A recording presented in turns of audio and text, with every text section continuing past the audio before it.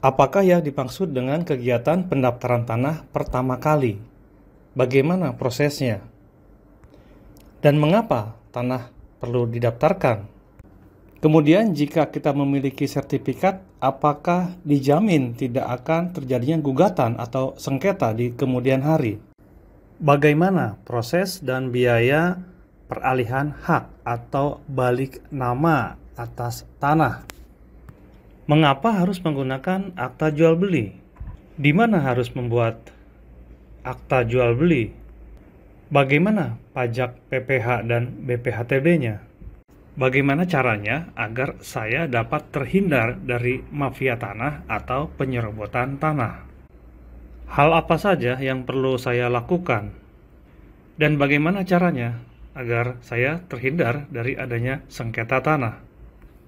Bagaimana cara saya untuk mengetahui status hak atas tanah, zona nilai tanah, penggunaan tanah pada sebuah objek bidang tanah dengan menggunakan internet, website, atau aplikasi?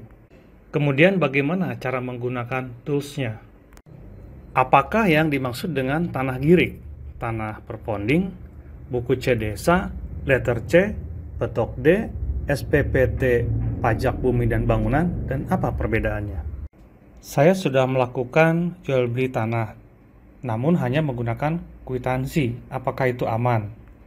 Jika saya harus membuat akta jual beli, berapa biayanya dan berapa pajak yang perlu saya bayarkan? Dan bagaimana cara proses pendaftaran tanahnya agar saya dapat memperoleh sertifikat?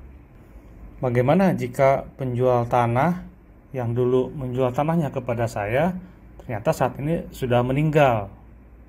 Padahal saya baru punya kwitansi untuk jual beli tanah tersebut. Dan bagaimana jika saya sudah membeli sebidang tanah dan saya hanya memiliki akta jual beli dan saya belum proses untuk balik namanya? Ternyata pemilik bidang tanah yang sebelumnya yang menjual kepada saya, yang tanda tangan di akta jual beli tersebut, sudah meninggal. Kemudian prosesnya bagaimana? Jawaban dari pertanyaan ini dapat dipelajari di channel Nandang Isnandar, khususnya di playlist Hak Atas Tanah dan Pendaftaran Tanah. Untuk linknya terdapat pada deskripsi materi ini.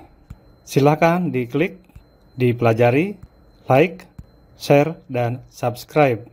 Semoga bermanfaat. Terima kasih.